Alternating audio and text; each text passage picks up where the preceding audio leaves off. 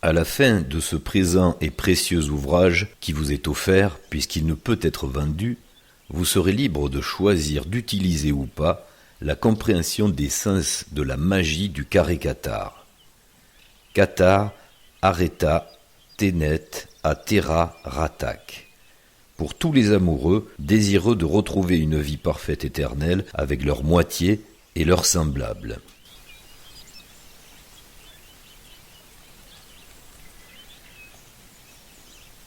C'est dans un verdoyant champ de conscience à 666 mètres d'altitude que les Cathares, sans cloche ni tambour, ont eu l'envie de raisonner.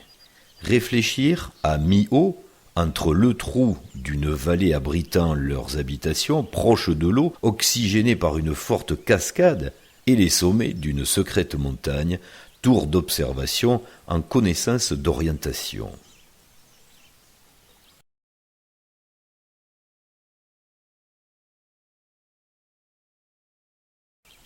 À cette altitude médium, la réflexion du sixième sens donne à comprendre qu'une conscience peut clairement distinguer deux origines différentes à ses idées.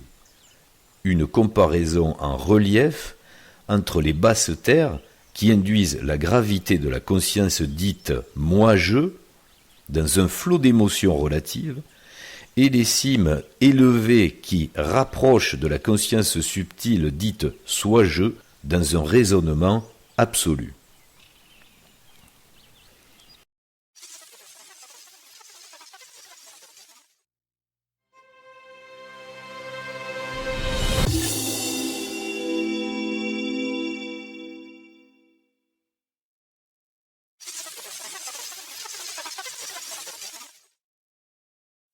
Retour des Cathares 700 ans après la promesse. Une fois de plus, il sera tout à fait nécessaire de rappeler qu'il n'y a pas de volonté commune d'une raison de constituer une secte, une communauté administrée, puisque l'histoire des Cathares nous l'a bien prouvé. On n'a pas besoin de cette stratégie d'action ou de communication, puisque le courant gnostique, comme celui des Cathares, laisse le libre arbitre de la conscience relative du moi-je à s'orienter vers les informations propres au retour vers ce soi-je absolu. D'où l'insistance que nous avons à dire que si un jour il se reforme sur Terre un mouvement sectaire qui porterait le nom des Cathares, avec une église, avec une congrégation, vous appelez ça comme vous voulez, une administration, vous allez sûrement comprendre qu'on s'écarte de la vérité.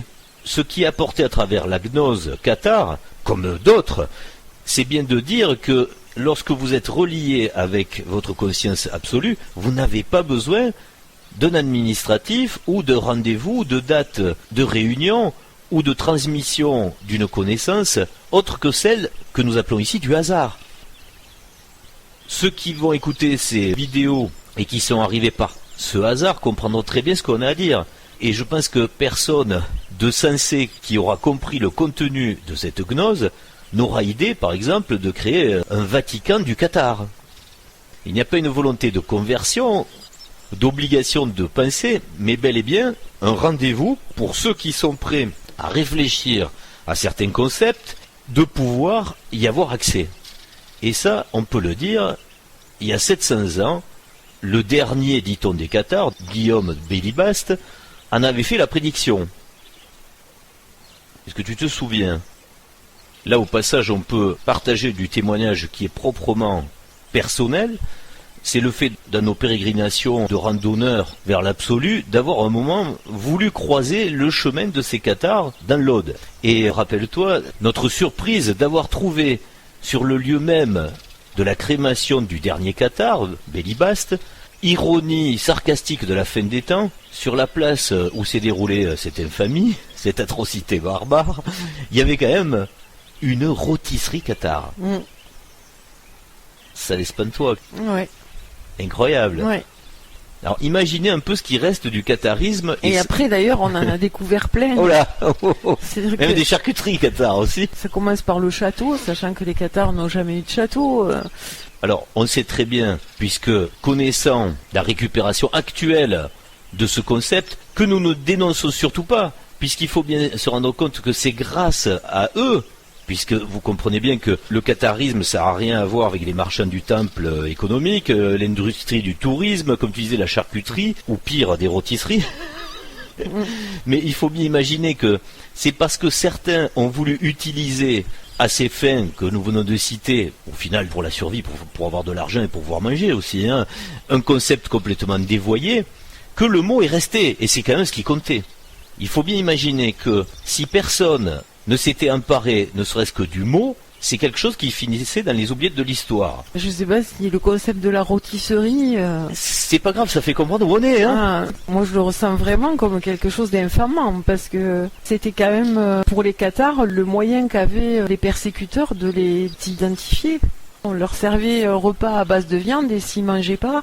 On savait que ça en était. On savait que ça en était. T'as toujours plus de mal, puisque tu es le féminin sensible, à avoir du détachement. Mais il faut s'y conformer. C'est grâce à ces personnes-là que ça existe encore. Hein. Oui, mais enfin, je trouve qu'il y a un côté infamant dans le sens où tu te sers du mot cathare, c'est-à-dire d'un morceau de l'histoire qui a été très très fort et qui amène beaucoup de tourisme. Ça, c'est vrai. Ça me dérange pas.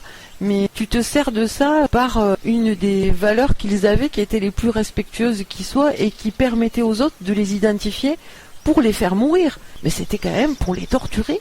Ça a un point commun avec la rôtisserie, si tu veux qu'on aille jusqu'au bout du cynisme. Jusque-là, on n'avait pas encore précisé, peut-être pour être très clair, qu'est-ce que c'est que la doctrine, puisque ça n'est une quelque part, la doctrine cathare, et on va le faire.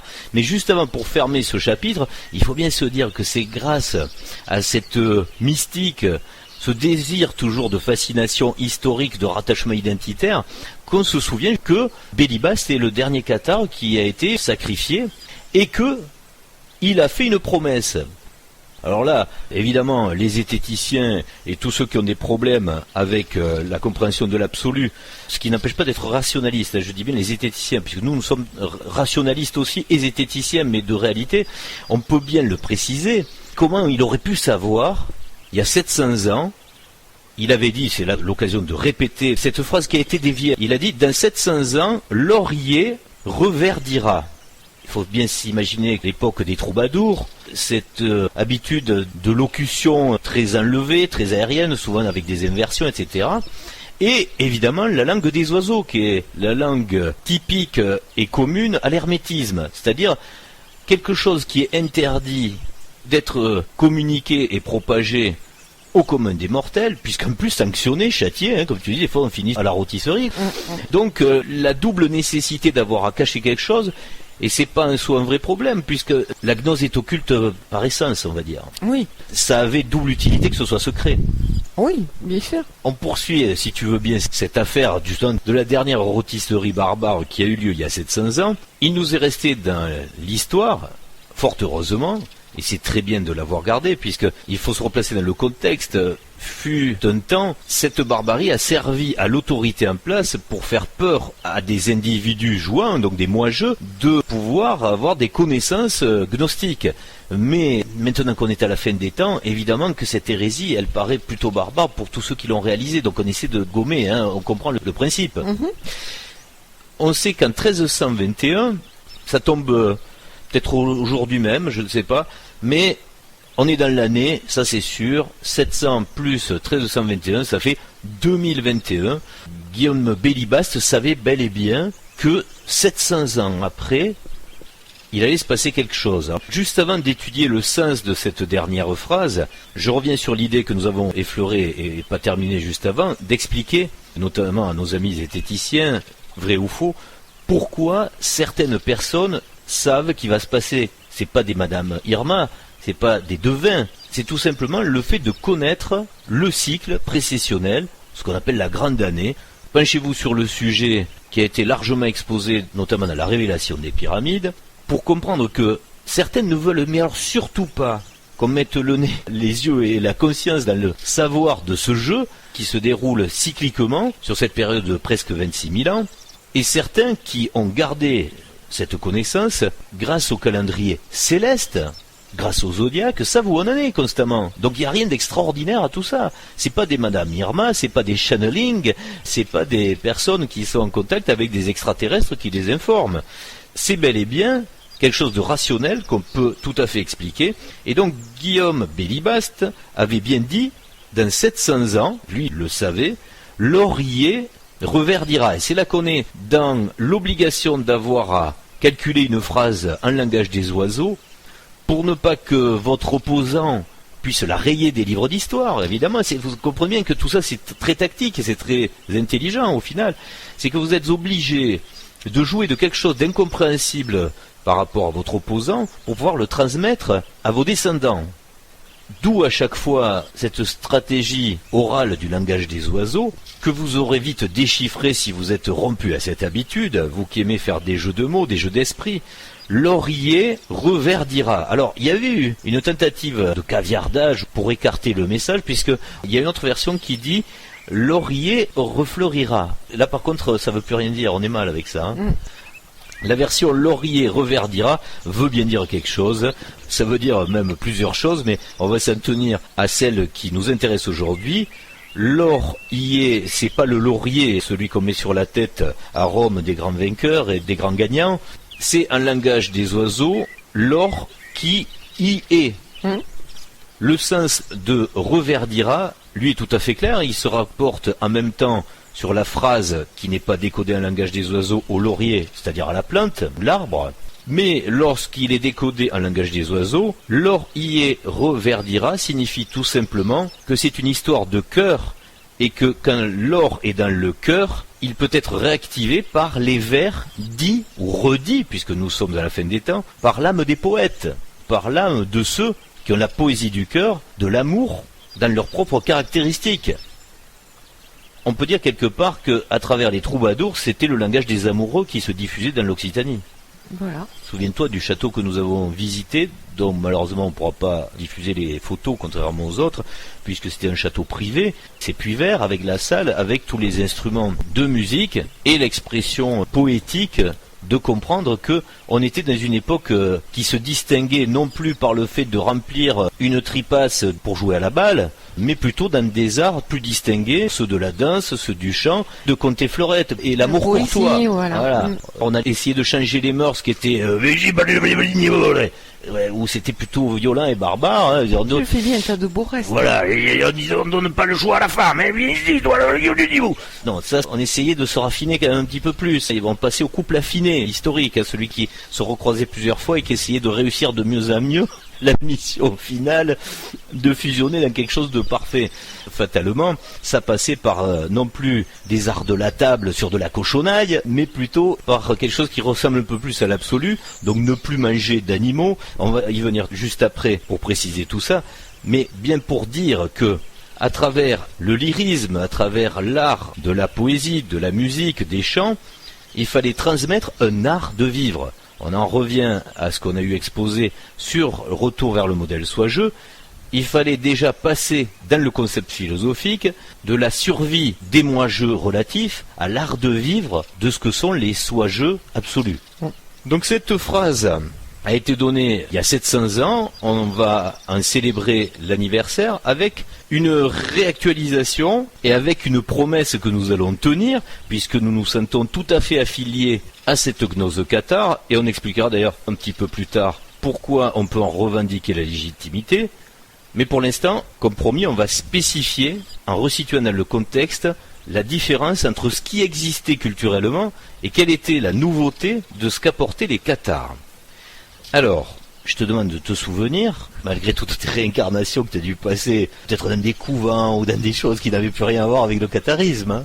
Et quelque part, quand on t'a marqué au fer rouge d'une rôtisserie, peut-être que le seul endroit où tu veux te sentir tranquille, c'est dans un endroit reclus. Hein. Faut pas s'étonner sur des parcours d'avoir des obligations à traverser des courants culturels qui ne nous appartiennent pas du tout. D'ailleurs, est-ce que tu connais actuellement des mouvements cathares qui vivent aujourd'hui, c'est sûr, ouais. Voilà, à la façon des cathares? Non. Non. Voilà. C'est là qu'on va préciser aussi que on sait très bien qu'à travers les personnes qui vont atterrir par la loi des algorithmes sur cette vidéo et qui ne sont pas cathares, mais qui se croient porteurs de la tradition cathare et qui vont sûrement faire des bons, ils vont pas aimer. On va bien préciser les choses. C'est pas parce que vous êtes né en Occitanie et que vous vivez de ce passé du catharisme que vous pouvez vous revendiquer cathare. Et c'est dans ce que nous allons expliquer maintenant que vous allez devoir faire votre propre examen de conscience, à savoir si vous pouvez vous revendiquer cathare ou pas, sachant qu'aucun cathare ne se revendique en tant que tel. Il l'est tout simplement, il le vit. C'est une façon de penser et de vivre en fait. Aussi. On n'a pas une carte cathare. Et non. On ne fait pas partie d'une église. Non. On n'a pas un symbole qu'on affiche devant notre maison ou autour du cou, etc. Non plus. Voilà. C'est dégager des archétypes. Au contraire. Voilà, au contraire. Mais à un moment, pour bien spécifier ceux qui aujourd'hui se sont accaparés le logiciel cathare, qui n'en sont pas justement, on va bien spécifier quelle est la doctrine, quel est le comportement, puisqu'il y a un mot à y donner, au cathare. Dans ce qui définit un cathare, on peut bien dire aujourd'hui, et ça c'est bien parce que Guillaume Bélibast l'avait prévu, il avait raison, puisque là c'est du déterminisme zodiacal, on peut dire aujourd'hui que c'est possible d'être végétarien. Il faut bien s'imaginer qu'à l'époque, donc comme tu le disais tout à l'heure, c'était pas possible. Imaginez bien, situez-vous dans le contexte. Voilà, c'était pas normal.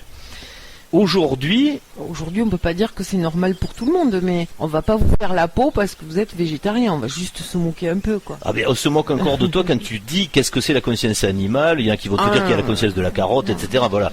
On est dans ce genre de schizophrénie, enfin d'écriture. Non, mais même socialement. Mais c'est permis, quoi. Socialement, déjà, tu es obligé de préciser que tu es végétarien. Sinon, c'est pourquoi tu me l'as pas dit.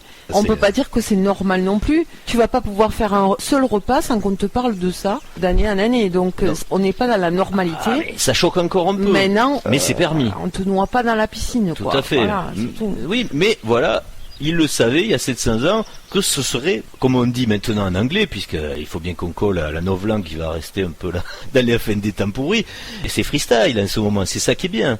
Chacun fait ce qu'il veut. J'ai l'air moins optimiste, c'est que je trouve qu'en 700 ans, sur le versant empathie et sensibilité et conscience de ce que peut être l'être vivant et de ce que représente l'animal, il n'y a quand même pas eu un bon non plus. Faut se calmer. Pas en totalité, évidemment. Non, mais il y a une conscience, il faut bien le dire, il y a une conscience qui grandit quand même. Le poids de la souffrance animale au quotidien, il est au moins équivalent à celui de l'homme. Donc, on n'a toujours pas interdit les sacrifices d'animaux dans les laboratoires de recherche. Ça, c'est le truc le plus atroce qui existe. On soigne avec ça quand même. Ça, c'est une dégueulasserie infâme. Mais bon, ça, on n'en parle jamais. Non, mais c'est vrai, tu as raison. Mais là, je suis factuel sur ce qui s'est passé dans l'histoire. Il y avait encore bien pire dans ce moment-là, où il y a 700 ans, il était tout à fait interdit de ne pas manger de la viande. Imaginez bien quel genre de logiciel autoritaire et totalitaire. C'était tellement anormal que forcément vous étiez dans la diablerie en fait. Mais même dans les religions, j'entends quelquefois des rabbins, certains prêtres aussi peuvent le comprendre, de dire que dans le langage biblique, il y a de l'allégorie à comprendre, mais qui faisait partie justement de ce libre arbitre. Certains vont comprendre que manger ou sacrifier un animal, c'est pas du tout de le faire dans l'action, mais c'est une parabole qui est constitutive de ce qui nous compose. De ce qui renvoie à soi. Voilà, de ce qui renvoie à soi. Manger tel animal, ça veut dire faire de l'archétype de cet animal soi. C'est là où tu situes le message divin, c'est-à-dire que s'il y a un Dieu et un message divin, tu le mets à quel niveau? Est-ce que quand on te dit sacrifier l'agneau, tu vas prendre un agneau et tu le tues, ou bien tu te dis qu'est-ce que ça peut représenter l'agneau, sachant que les écritures, elles sont faites pour toi que tu évolues. Qu'est-ce que ça peut représenter à mon niveau qui fait que si je le sacrifie, je vais évoluer vers quelque chose de plus positif? Je me dis, il devait avoir de l'espoir, Bélibast. Il devait se dire, 700 ans. Non, je pense qu'il savait très bien que la fin des temps est un pourrissement total. Mais c'est l'humus qui compose ce qui va pousser de meilleur aussi. Mais c'est le moment où il y a le libre arbitre. Donc chacun monte le projet qu'il veut en ce moment. Et chacun se dirige vers ses propres désirs. Là, c'est pareil. Si ce qu'on dit est simplement un discours entendu comme en faveur du végétarisme, c'est pas du tout le cas. C'est un discours en faveur de la compréhension et de la conscience de ce qu'on est et de ce que représente l'animal. Ça permet d'évoquer une évidence assez marquée, de bien comprendre qu'une religion qui veut forcer à penser quelque chose n'est pas dans le bon chemin, puisque ce que tu viens de dire prouve bien qu'on est fait d'une certaine façon, ou on n'est pas fait. Donc on ne peut pas obliger quelqu'un, par exemple, à aimer des animaux. On ne peut pas obliger quelqu'un d'aimer sa moitié comme une adoration totale, etc. Par contre, moi je comprends. Là où on l'a pas. Là où je vois quelque chose qui était quand même un petit peu plus intelligent que ce qu'on est aujourd'hui, c'est que l'air de rien, ces inquisiteurs et etc., ils avaient une intelligence de ce qu'était la gnose, la spiritualité, parce qu'ils savaient très bien que si quelqu'un était au niveau de ne pas manger une bouchée de viande et préférer se sacrifier. Il y avait C'était que le ceci, gars, ouais, il avait de l'or dans le cœur, il Bien avait sûr. cette lumière dans le cœur. Tout à fait. Et donc, il était dangereux. Il fallait s'en débarrasser. Alors que nous, aujourd'hui, sur YouTube, on vénère, on idolâtre Ouais, des gens c'est terrible. qui se disent hyper lumineux, ils ont tout en eux, ils voient tout, et si on leur met un bout de steak, ils vont le manger en trouvant que c'est bon. Donc c'est de ça que je parle. L'or y est, comme tu dis, si l'or il doit revenir dans le cœur, ça en fait partie. C'est pour ça que je dis ça n'a rien à voir avec un discours de végétarisme. Il faut pas se dire ah ben pour être bien il faut que j'arrête de manger de la viande. Ça fonctionne pas. Mais ces gens-là, ils n'auraient pas mis une bouchée de viande dans leur bouche parce qu'ils savaient ce que c'était, ouais. Au-dessus Oui. de leur propre vie. Et en sachant en plus que leur mort, elle allait pas être simple. Hein. On n'allait pas leur tirer une bastos dans la tête pendant leur sommeil. Ah hein. non, ni donner des antidouleurs avant de faire la rôtisserie. On leur demandait quand même eux-mêmes de se jeter dans le bûcher, quel que soit leur âge, etc. Donc faut voir ce qu'ils avaient dans le cœur pour être combattus de la sorte. Comme tu dis, c'est que ça devait représenter une grosse épine dans le logiciel de ce Oui. que eux voulaient construire. C'est pour ça que Alors, je te dis, ça, ce message, l'or y est. dans le cœur. Ouais, ça commence par là. Il y en a de l'or dans notre cœur ou il n'y en a pas. Et celui à qui j'en prête de l'or en me disant « Ouh là là, cette personne, elle a l'air bien lumineuse. Est-ce qu'on est sûr qu'elle a réellement de l'or dans le cœur ou la bouche pleine de concepts Ah ben à la fin des temps, c'est les marchands du temple à tous les niveaux, même dans le spirituel. Et le New Age est là pour ça. D'ailleurs, on c'est rappellera que les cathares faisaient tout pour être très discrets.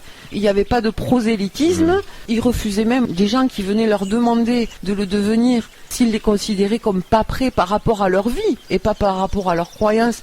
Ils leur disaient « vis ta vie et reviens plus tard ». Ça n'a rien à voir avec aujourd'hui le fait que mais tu sors un bouquin on aujourd'hui. cherche le buzz pour faire des vues sur le net. Tu vends des bouquins, gammes. etc. Voilà. On ne peut pas convaincre Mais- quelqu'un de ce chemin vers l'absolu. Ouais. Déjà, la connaissance, elle est compliquée à intégrer dans son intégralité, d'une part. Et en plus, si elle n'est pas intégrée, elle n'est pas comprise. C'était bien le pari de savoir qu'il y avait la confiance absolue avec la relation entre le moi-je et le soi-je, puisque ceux-là, les cathares, avaient non pas projeté de laisser, comme tu dis, des ouvrages signés Bien ou sûr, des ouais. monuments, et vu le déterminisme du zodiaque, ils savaient bien que ceux qui étaient prêts allaient pouvoir faire la liaison entre l'absolu soi-je et le relatif moi-je. D'ailleurs, ils avaient un livre, leur Bible, entre guillemets, puisque c'était pas la Bible officielle, hein, Oui, c'était des chrétiens parfaits. on et dirait. c'était les chrétiens parfaits, et l'ordre papal était de les brûler avec leur Non. livre personnel, Oui.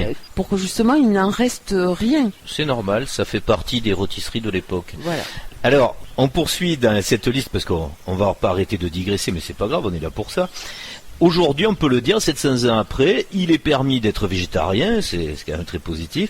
Il est permis aussi d'accorder une place particulière au rapport entre la femme et l'homme, parce qu'il faut bien aussi se remettre dans un contexte où à une certaine époque, l'autorité de l'homme sur la femme passait peut-être par des us et coutumes que nous commençons à reléguer au passé. Des violences, etc. Des choses qui existent encore, évidemment. C'est comme tu disais, le fait par rapport au végétarisme. Il y a des horreurs qui existent encore. Mais là, aujourd'hui, est plus respectable un homme amoureux avec sa femme, le fait que l'homme se comporte plus avec féminité, et non pas mélange des genres. Attention, c'est pas une histoire de LGBT là que je raconte, c'est une histoire de comportement, c'est-à-dire l'homme qui comprend la femme et qui en maîtrise aussi les archétypes et assume sa propre partie féminine, pas dans une forme déviante sexuelle, mais bel et bien dans une forme comportementale. Hein. Si effectivement on a moins ce travers de comportement patriarcal où l'homme avait toute autorité sur sa femme, mais aujourd'hui on a le côté féminin qui peut-être a perdu du respect aussi. Qui s'est masculinisé par voilà, les voilà. oui, c'est Donc, exactement pareil. Mais tout ça pour expliquer que par rapport à il y a 700 ans, il y a quand même, une fois de plus, cette liberté de pouvoir soi-même faire le dosage de ce qu'on veut représenter dans son comportement entre le féminin et le masculin et son rapport avec son autre moitié masculin-féminin. C'est une chose très importante qui était d'ailleurs à cette époque où la poésie, la musique mettait ces histoires d'amour absolu en valeur. C'est bien quelque chose qui, aujourd'hui, par contre, est en train de se déliter. Dès qu'on parle de quelque chose qui est fleur bleue ou romantique à l'eau de rose, oui. ça devient quelque chose de mièvre, de pas très sympa. T'es en couple avec quelqu'un depuis plus de 10 ans, alors si tu parles de 30 ans, Après, ce qu'on te dit, mais tu t'ennuies pas, Tu là, t'ennuies, en ouais. fait, Vous tu y vas- discutez jamais? Ah Ah, bon? vous Ça, entendez voilà. bien? Oh, bah, qu'est-ce que c'est bah chiant, alors. Dans le curseur de l'évolution, c'est le freestyle qui permet de faire ce qu'on veut, une fois de plus. Ceux qui veulent cultiver l'utopie de l'amour absolu des jumeaux dont la moitié est à retrouver, c'est quelque chose qui a eu existé, qui était certainement défendu. Et c'est pour ça qu'il fallait le mettre en allégorie il y a 700 ans. Mais aujourd'hui, on peut l'évoquer quand même, c'est pas un problème. Regardons, pour le prouver, sur la mémoire de communication collective sur Internet, le nombre de sites sur les flammes jumelles, les âmes jumelles, etc. Aujourd'hui, on n'a pas plus évolué là-dessus qu'à l'époque. Si, je pense qu'on s'en rend pas vraiment compte. Je vois ce que tu veux dire. Oui, c'est un point de vue compréhensible par rapport à tes espérances. Mais juste pour être Il objectif, n'y a pas de mouvement, Non, pensée tout ou à etc. fait. qui pourra te Oui. dire le plus important dans la vie, c'est que tu trouves ta moitié, que tu t'en rendes compte et que tu sois heureux Oui. avec elle ou avec lui jusqu'à la fin de tes jours. mais toi quoi. tu es dans quelque chose Et ça, où c'est ce serait parfait, l'accomplissement dans le relatif. Voilà, mais là, mais on n'est pas du tout dans ça. La fin des temps, c'est la liberté. Donc, que ceux qui le ressentent le fassent, c'est très bien, mais il n'y a pas, comme tu dis, une institution ou un logiciel évident qui présente ça comme une voie de résolution. Par contre, si on est libre aujourd'hui de le dire, comme nous on est en train de le faire, quoique souvent on a des menaces, je le dis au passage, vaines, il y en a qui veulent toujours nous éradiquer, je sais pas pourquoi, c'est une constante ça, il y en a qui ont vraiment la succession dans leur vie de réincarnation, le fait d'être des inquisiteurs. Ça remonte, Ah ça non, mais remonte. il y en a encore, il y en a qui voudraient encore nous cramer, mais bon, c'est comme ça, c'est pas bien grave. Tout ça pour dire qu'aujourd'hui, on est libre de dire ce qu'on dit là, mais il y a 700 ans, le salut, la voie de résolution de la transcendance ne pouvait pas passer. Imaginez l'hérésie de pouvoir expliquer que ce que certains appelleront la Kundalini, l'ouverture de la compréhension de l'absolu se fait qu'à deux à travers aussi des relations, certains appelaient de hiérogamie, donc une sexualité sacrée, etc., qu'entre un homme et une femme. Mais tu imagines bien, la religion en place, elle te disait l'inverse, elle te disait... Surtout, n'aie pas de recherche du plaisir sexuel à deux, ne développe pas la fusion amoureuse de l'homme et de la femme, pas de relations sexuelles pour le plaisir, mais par contre, faites des relations pour croître, pour vous multiplier. Et là, on va le voir juste après, les cathares, c'était plutôt l'inverse, ils voulaient pas d'enfants. Donc on va comprendre pourquoi. On voit bien que, il y a 700 ans, ce qui est permis aujourd'hui, c'est bien vrai qu'à l'époque, c'était vraiment totalement interdit. C'était persécuté. On est sur un logiciel qui est inverse à la religion qui a mené ces 2000 dernières années. Qu'est-ce qui caractérisait aussi cette différence des cathares? C'était de penser que Dieu n'est pas réductible à une représentation caricaturale. Comme tu disais, on les brûlait avec leurs livres, mais leurs livres, il expliquait qu'est-ce que pourrait être Dieu. Eux, l'histoire du Père Noël, ça leur allait pas du tout. De dire que, tout comme on fait croire aux enfants pendant un certain nombre d'années, qu'une seule personne, qui est le Père Noël, peut écouter ou distribuer des cadeaux dans toutes les cheminées en une soirée, ça on sait bien, c'est pas rationnel. Mais l'histoire de se dire que le salut vient par Dieu parce qu'il peut écouter au même moment et répondre aux attentes de tout le monde, on est quand même de plus en plus nombreux. Là, le côté rationnel, il disparaît de plus en plus. Il faudrait qu'il ait 50 milliards d'oreilles, etc. Chez les cathares, il y avait une idée qu'on peut aujourd'hui librement exprimer, c'est de remettre en doute l'idée caricaturale d'un Dieu. On est bien d'accord. Donc encore une liberté gagnée sur cette affaire de libre arbitre, sur le fait d'avoir à repenser, par respect aussi d'ailleurs à ce qu'est l'idée de Dieu, donc en conscience primordiale et première, de ne pas réduire forcément à un personnage que certains ont utilisé pour mettre sur un traîneau pour distribuer les cadeaux à Noël, c'est-à-dire un vieux barbu. Voilà. Les choses évoluent quand même aussi. 700 ans après, on peut bien dire aujourd'hui qu'il est permis de penser que la Terre est le théâtre de l'expérience infernale.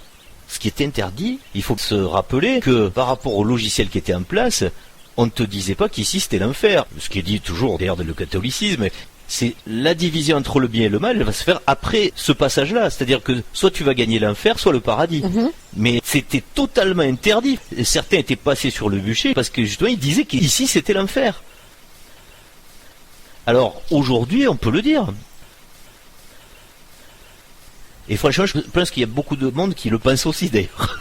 Ils l'ont compris à force. Peut-être. Oui, même s'ils ne le conscientisent pas pleinement. Parce qu'il y a un monde à nord qui est dehors. C'est l'enfer ici. Quand on te dit c'est l'enfer ici. Voilà. Qui n'a pas dit cette phrase? D'ailleurs, nous sommes enfer nous-mêmes, puisque le sang est fait de fer. Donc on est enfer, on n'est pas du tout à nord. Si tu n'as plus de fer dans le corps, tu es mort. T'es mort. On voit bien que 700 ans après, Bélibast avait raison.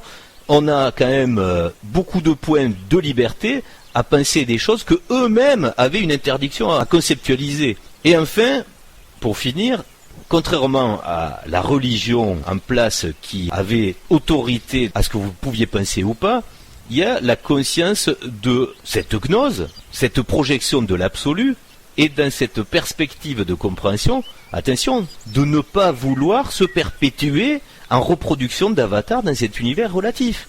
Ce qui était l'inverse de la doctrine, par exemple catholique, qui disait plutôt non, mais allez-y, reproduisez-vous, puisqu'évidemment, calcul bassement terrestre est très peu spirituel, mais plutôt inscrit dans les règles de survie. Il faudrait avoir beaucoup de barbaques pour aller se battre, des gens à sacrifier sur des terrains de guerre. Après, il a fallu de plus en plus des esclaves, voilà, des consommateurs, des travailleurs, etc. Les deux points de vue sont totalement opposés, donc on comprend bien que 700 ans après, c'est quand même là aussi une liberté certaine de pouvoir affirmer. Mais comme tu dis, pour le végétarisme, quand tu n'as pas d'enfant, on te regarde un peu de travers. Mais ça rentre quand même dans quelque chose qui est permis. On va pas te brûler. C'est quand même la chose qui est la plus intégrée dans notre monde moderne. C'est peut-être ce qui choque le moins, le fait de faire un choix. Mais parce que les perspectives sont pourries, donc maintenant. Mais voilà, c'est très récent, c'est parce que les perspectives sont pourries. La plupart du temps, on va te dire, mais tu sais pas à côté de quoi tu passes. Tu le regretteras un jour, parce qu'on te souhaite toujours que du bonheur ici. C'est le théâtre des fausses émotions. Voilà, la pensée première, c'est que tu fais un choix où tu vas rater ta vie, en gros, si tu veux pas d'enfant. Alors on va pas refaire le modèle retour vers le soi-je, mais juste l'évoquer au passage. Si vous avez bien intégré ce qu'on a essayé de communiquer, vous comprendrez une fois de plus que les émotions qui sont portées sur la famille, que ce soit d'ailleurs en ascendant ou en descendant, les parents, les enfants, ce sont de fausses émotions qui ne sont liées qu'au logiciel du relatif. Elles sont réelles ici d'ailleurs, elles sont normales. Mais quand on est du côté absolu, comme il n'y a pas d'enfants et il n'y a pas de parents, cette émotion qu'on appelle ici l'amour, donc qui est distribuée à n'importe quoi. Ici, tu aimes une table, une chaise, tu aimes ta mère, tu aimes tes enfants, les enfants plus que tout. Hein. Bon, non. Ceux qui aiment les enfants plus que tout, c'est ceux qui ont déterminé qu'ils mettaient tout leur amour dans leur descendance, donc dans leur futur, quelque part, puisqu'ils vont se réincarner. Mais quand vous vous rapprochez du logiciel de l'absolu, il n'y a qu'une seule personne que vous adorez, c'est votre double, votre moitié identitaire, votre jumeau opposé, c'est-à-dire masculin ou féminin, selon si vous êtes d'un genre ou de l'autre. Le reste, c'est du faux amour, c'est de l'émotionnel de survie, une fois de plus, mais c'est inconscient ici, et c'est normal. Alors, je tiens aussi à préciser, puisqu'on vient de faire un petit peu la liste de ce qui qualifie un cathare, je précise que c'est pas forcément parce que vous n'êtes pas végétarien, ou que vous avez des enfants, que vous ne correspondez pas au projet qui se dessine derrière l'utopie cathare. Il faut bien imaginer que, comme nous sommes à la fin des temps, on est en plein début, et là, comme c'est les tribulations, donc c'est le chaos jusqu'à la fin de la date qui est prévue pour ça, après ce sera plus serein, mais il faut bien se dire qu'on est au début des résolutions. C'est pas parce que quelqu'un rentre pas en ce moment dans ce cadre-là qu'il n'est pas prêt à ce projet. Là, on est en période de décantation. Et c'est pas parce qu'à un moment, quelqu'un a fait des enfants qu'il s'inscrit pas dans ça. Ah oui, c'est pas une règle rigide absolue d'un truc qui veut dire « Ah, t'as fait des enfants !» Donc c'est pas possible que tu ailles vers l'absolu, ça n'a rien à voir. Qu'au Moyen-Âge, avoir des communautés de personnes, alors qu'ils croyaient en l'éternité, et pour eux, aux réincarnations, ils avaient quand même posé cette conscience de dire « On va pas alimenter l'enfer d'incarnation ». C'est assez réjouissant de voir que, dès le Moyen-Âge, une communauté de gens avait compris qu'en tant qu'être relatif, si tout le monde avait pensé comme eux, le jeu s'arrêtait en disant c'est fini, on se reproduit plus. Voilà. Et voilà. Et comment tu vas faire? Bon, après, il y en a qui ont trouvé des solutions, par exemple, maintenant, avec le transhumanisme. Mais bon, on n'en parle pas, mais bien sûr, voilà, c'est une autre chose. Mais parce que les sois-jeux, ils se disent, mais c'est la même, mais les moi-jeux vont bien comprendre au bout d'un moment. Transhumanisme, au moins, on aura notre petit coup d'avance. Non, puis il y a toujours les Stargate avec les extraterrestres qui peuvent venir aussi. C'est toujours, oui, voilà. Oui. Non, mais il y en a des solutions. D'ailleurs, il faudra en parler dans d'autres émissions, de tout ce qui se dessine sur ça. C'est bien pour ça, je dis, on est en 1300, enfin, même avant, hein. Les cathares, c'est la fin 1300, mais on est au Moyen-Âge. Et au Moyen-Âge, il y a des gens qui disent, je suis conscient d'un certain nombre de choses qui font que je vais pas faire d'enfants. À une époque où la mortalité est telle, on meurt jeune, etc., qu'on fait beaucoup d'enfants. Et eux, c'est ouais. Donc, là, on est au-delà d'une croyance. Une fois de plus, c'est des gnostiques, hein, c'est bien ça. Quand on voit à quel point ils étaient à l'inverse de leur temps, par leur nourriture, par comportement, par leur projection, comme tu dis, dans le futur, etc. Et qu'ils étaient heureux. Parce que ils auraient pu subir ces choix-là. Je comprends que eux ne se soient jamais appelés parfaits, mais que certains les aient appelés comme ça. Même de nos jours, ça choquerait quelque part. Ça a laissé quand même aussi un nom à une région. L'Occitanie, c'est le parti occulte de ce que l'histoire... Alors, c'est vrai qu'on ne veut pas rentrer dans ces détails, puisqu'on ne sait pas réellement qu'est-ce qui s'est passé. L'histoire est totalement bouleversée et totalement remaniée constamment par les nouveaux gagnants. On ne peut que tirer des conclusions logiques de ce qu'on peut comprendre. Mais ce qu'on peut dire, et c'est vrai par rapport à ce qui reste, c'est que, par exemple, sur le nom de cette région, on peut bien imaginer que ça a été le théâtre de cette révolution, comme tu dis, qui allait à l'inverse du logiciel qui était imprimé sur un territoire beaucoup plus vaste. Apparemment, l'hérésie le prouverait. Complètement. Voilà, si c'est le cas. Alors, maintenant qu'on a fait le tour pour bien préciser, cette définition, elle permet bien de se situer dans ce choix. Pas besoin de se revendiquer cathare, comme certains qui ont des rôtisseries ou des charcuteries. On l'est ou on l'est pas à travers le végétarisme, à travers de ce qu'on a évoqué, l'amour de sa moitié, de comprendre qu'est-ce que peut être sa moitié dans l'absolu. Cette gnose d'en avoir aussi, pour certains, ça c'est encore mieux, si ça y est pas tant pis, mais d'avoir aussi des preuves métaphysiques, quelque chose qui échappe aux règles ici des lois physiques. C'est ce qui va déterminer si on a ces éléments de définition gnostique ou pas.